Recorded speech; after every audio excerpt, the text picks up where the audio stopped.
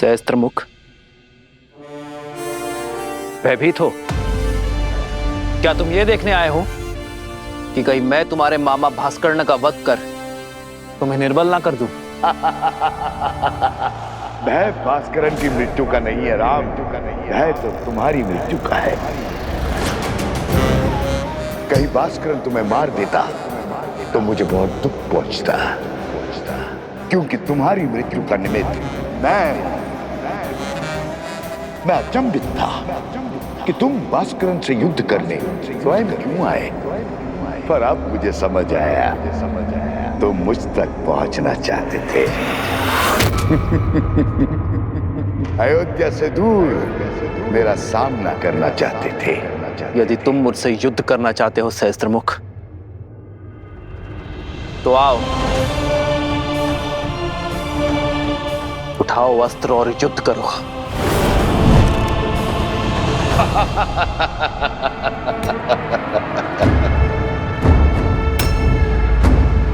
मेरे शस्त्र सदा मेरे साथ रहते हैं राम। मेरा मुख मेरा धनुष है, जो सहस्त्र दिशाओं में है। शब्द मेरे बाण हैं, जो व्यक्ति के मन को चीर देते हैं। असत्य मेरी खड़क है, जो सत्य के प्रति प्रमाण को काट देती है। संदेह मेरा चक्र है, जो विवेक को व्यूह में फंसा देता है। अविश्वास मेरा भाला, जो धर्म की छाती चीर दे। बोलो राम, है इतने शस्त्रों से सामना करने की क्षमता? है मुझे मार्ग से हटाने की शक्ति? है मेरा वध करने का सामर्थ्य?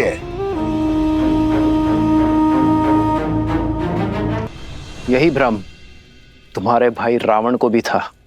जानता हूं राम, जानता हूं तुम महान योद्धा हो, पर मैं दशानन रावण की तरह मूर्ख नहीं हूं, जो जानता था कि बाहुबल में तुमसे जीतना असंभव है। तुम्हारे साथ इंद्र है, फिर भी युद्ध भूमि में तुम्हारे सामने खड़ा हो गया। जो युद्ध बुद्धि से जीतना था, उसे बल से जीतने की हट कर बैठा। प्रचंड घने वृक्ष सरलता से कट जाते हैं राम, पर मैं सारे जगत में उगने वाली घास हूं, जो दिखती तो निर्बल है पर होती अनंत है। मुझे एक जगह से उखाड़ोगे तो मैं सहस्त्रों जगहों पर उग आऊंगा। मेरा खून बहाओगे तो मैं रक्त बीज बन जाऊंगा। तुम्हारे बल से तो मैं परिचित हूं, अयोध्या वासियों का दूषित मन मेरे बल का परिचय है। रघुकुल के सत्य के प्रकाश में असत्य के अंधकार का अंत निश्चित है सहस्त्रमुख। इस राम राज्य की कल्पना सारा संसार कर रहा है, वो अयोध्या में कभी स्थापित नहीं होगा राम। प्रहार करने वाले के हाथ तो रोक दिए जा सकते हैं, किंतु बोलने वाले मुख को नहीं रोका जा सकता है। मैं सहस्त्र रावण अपने सहस्त्रों मुंह से अयोध्या में हाहाकार मचा दूंगा। तुम्हारे मंत्रियों और अधिकारियों में लोभ और लालच भर दूंगा। प्रजा के मन में अविश्वास और संघर्ष का बीज बो दूंगा। परिवार को ईर्ष्या और द्वेष दे दूंगा। राज्य में विद्रोह उत्पन्न करूंगा। धर्म की धरा पर अधर्म के पुष्प कभी नहीं खिल सकते सहस्त्रमुख। तुम्हारे विष की गगरी मेरे नगरी में कभी नहीं छलकेगी, क्योंकि मैं इसी क्षण इसी स्थान पर तुम्हें बांध दूंगा।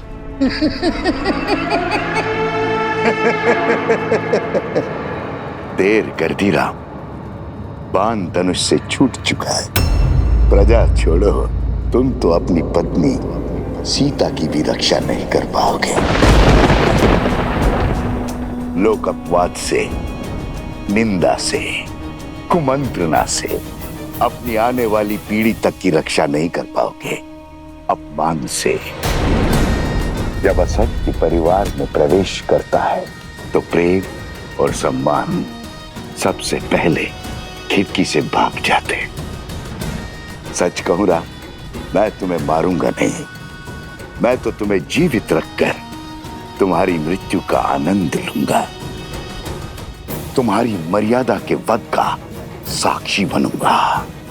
जब पूरा विश्व एक सुर एक राग में बोलेगा कि राम की सीता दूषित है, अपवित्र है, चरित्रहीन है।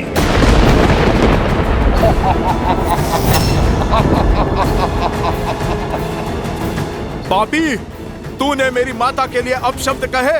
हनुमान,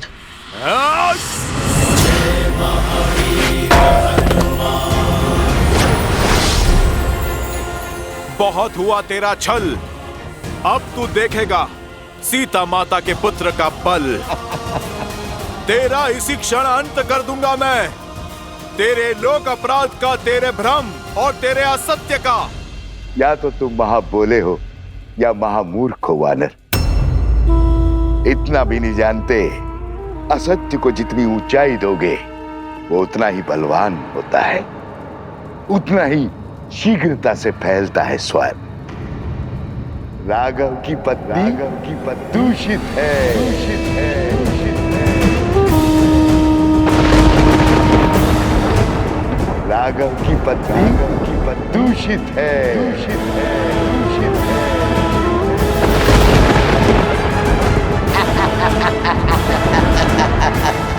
राघव की पत्नी दूषित है।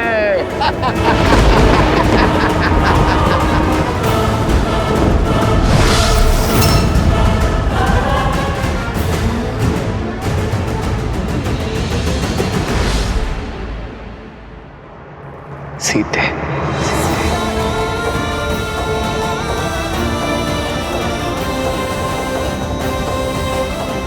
अधर्म ने चाहे जितने भी सशक्त कवच पहने हो, मेरे श्री राम उसके अंत का कोई ना कोई हल अवश्य निकाल लेंगे।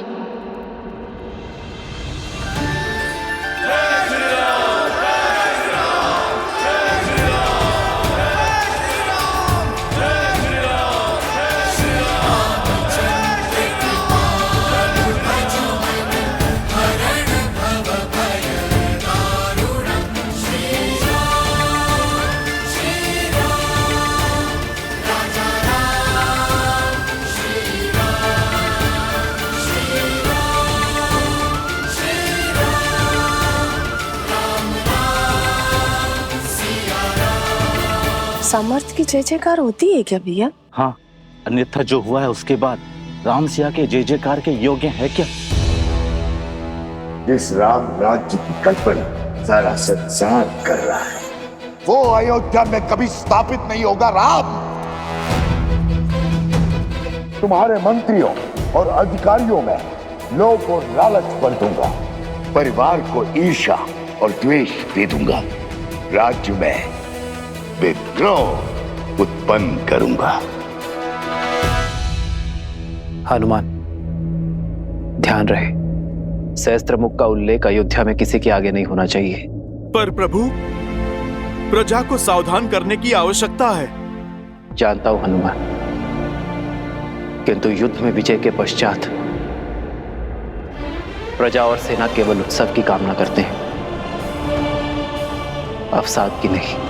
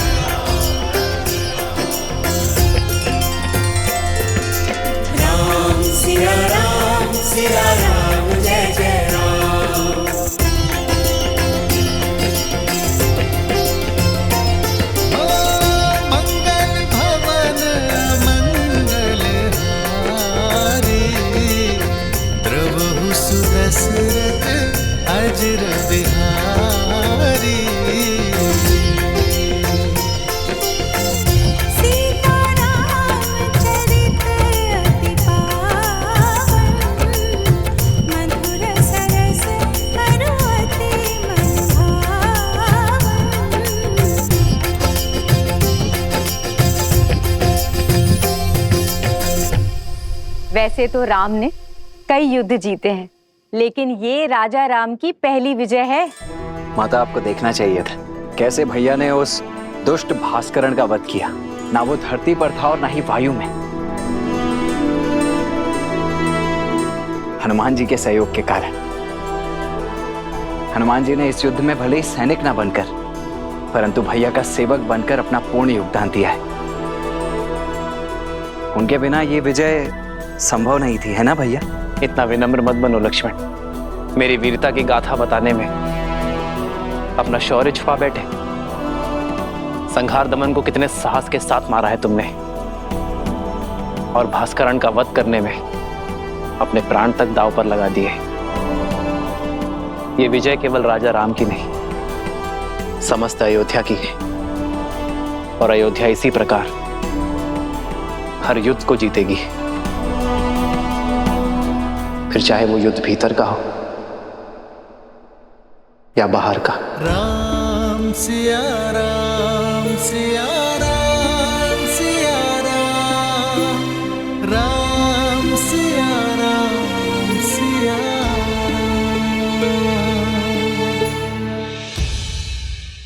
उचित समय पर आए हो पुत्र।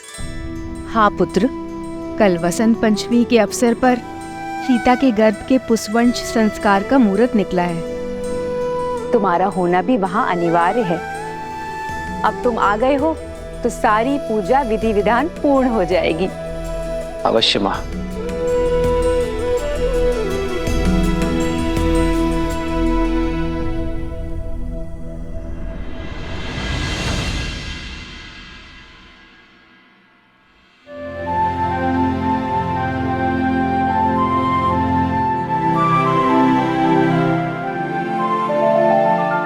चौंकिए मत, आपके ही हैं।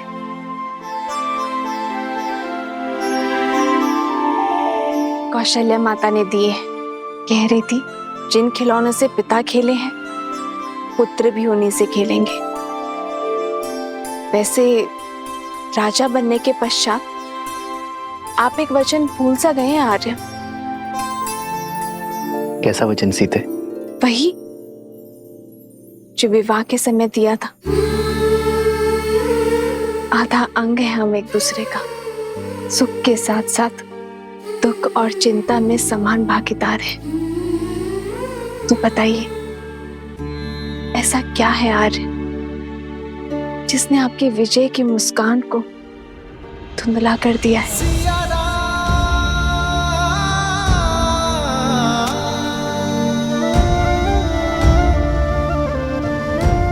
कैसे बताऊं सीते? समय और नियति बहुत बड़ी परीक्षा लेने वाले हैं। आने वाला कल बहुत बड़ी कसौटी है। तो अच्छा है ना आर्य, कसौटी तो स्वर्ण को ही परखती है। आप उस असुरी माया को लेकर चिंतित है ना आर्य? गुरु वशिष्ठ ने बताया मुझे कि किसी असुरी माया की छाया है हमारे राज्य पर, जो प्रजा की सोच और विचारों को दूषित कर रहा है। राम की सीता दूषित है, अपवित्र है, चरित्रहीन है। सोच की शक्ति समझती हूं मैं आर्य। एक बुरा विचार सभी अच्छे विचारों को दुर्बल कर सकता है। यही सत्य आपको व्याकुल कर रहा है ना? गुरुवर ने यह भी बताया कि इस सोच को शास्त्र से नहीं, संस्कार से हराया जा सकता है।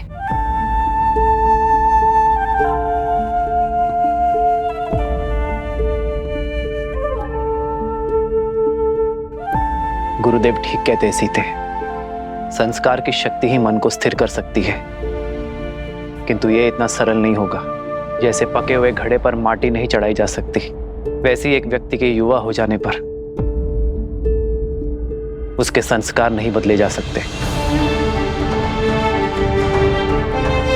संस्कार बालकों को दिए जाते हैं सीते, युवाओं को तो शिक्षित किया जाता है। और अब मैं भी वही करूंगा। अपने राज्य को, अपनी प्रजा को शिक्षित करूंगा। क्योंकि विद्या ही अब एकमात्र मार्ग है।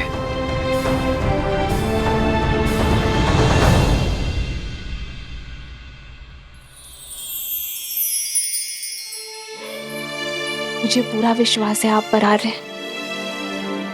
जो आपने ठाना है उसे पूरा अवश्य करेंगे।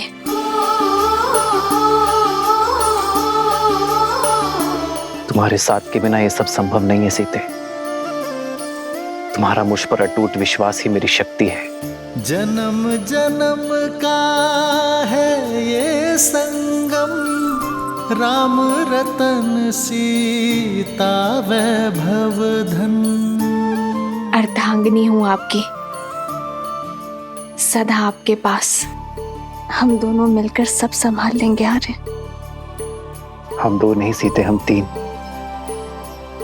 हमारे प्रेम और संस्कार का संगम है ना हमारे साथ। राम सिया राम सिया राम सिया राम, राम सिया राम सिया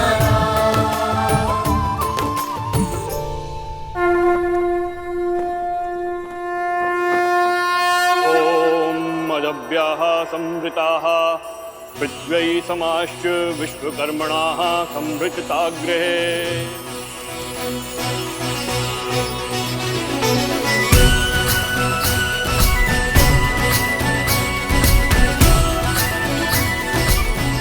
पुत्री, ये किलोई भस्म है।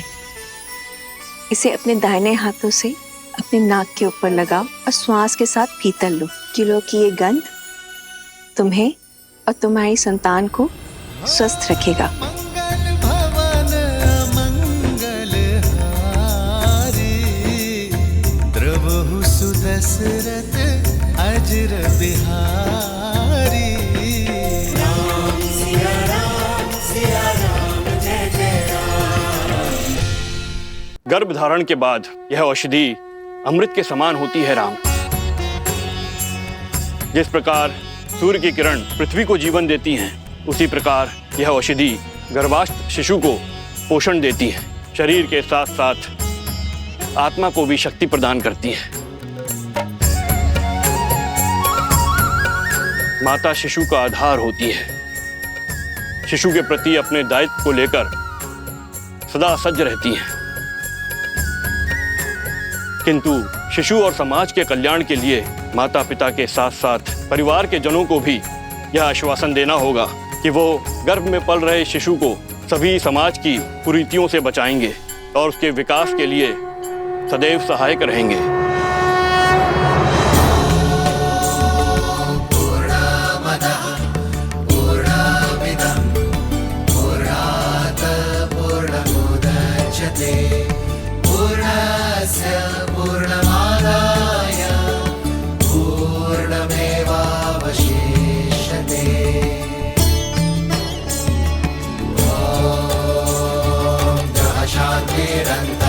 शांति पृथ्वी शांतिरापः शांतिरोषधयः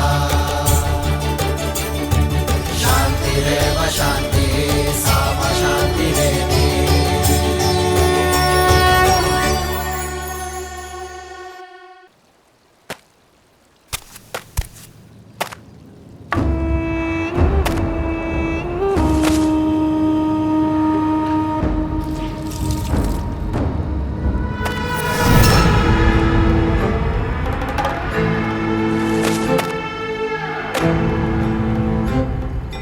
मित्रवस्त्रक, जाने कहां से कपड़ों पे ये लांछन लग गया।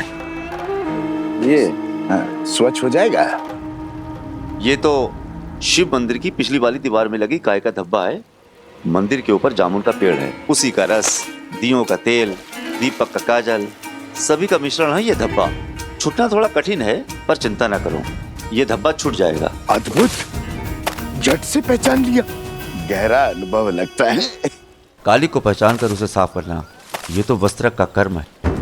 सारी नगरी के मलिन वस्त्र यहीं आते हैं। बड़े से बड़े धनवानों के वस्त्रों के दागों को देखकर पहचान जाता हूँ कि कौन कहां से लांछन लेकर आया है। इतना गहरा अनुभव उचित है, उचित है। फिर तो ये भी जान जाते होंगे कि लांछन व्यक्ति पे लगा है या वस्त्र पे। अब हमारी सीमा तो वस्त्रों तक ही सीमित है। हम वस्त्रों के लांछन को ही पहचानते हैं और बस, और उन्हीं को ही धोते हैं। उचित कहा मित्र। वस्त्र पे लगा लांछन तो धुल सकता है, किंतु व्यक्ति पे लगा लांछन कभी नहीं धुलता, और विशेषतर व्यक्ति यदि नारी। मैं चलती हूँ। अच्छा ठीक है, ध्यान से जाना। और हाँ, और नदी जो है ध्यान से पार करना। कुछ बाढ़ के संकेत हैं। अच्छा जी। आप इसे संध्या को ले लेना। वाह मित्र, सीधे जाने को कह दिया। अंधकार होने से पहले लौटने का निर्देश भी नहीं दिया। इसमें कहने वाली क्या बात है, सदा आ ही जाती है। धन्य हो रे राजा राम और उसकी प्रजा। समाज के लांछन जानते हो और समझते भी हो, फिर क्यों देखकर अनदेखा करते हो? भूल गए, नारी पे लगा लांछन कभी नहीं धुलता। तुम्हारा मन पवित्र है, पर समाज का क्या? जंगल में मोहर नाचेगा तो कहां देखने जाओगे? अब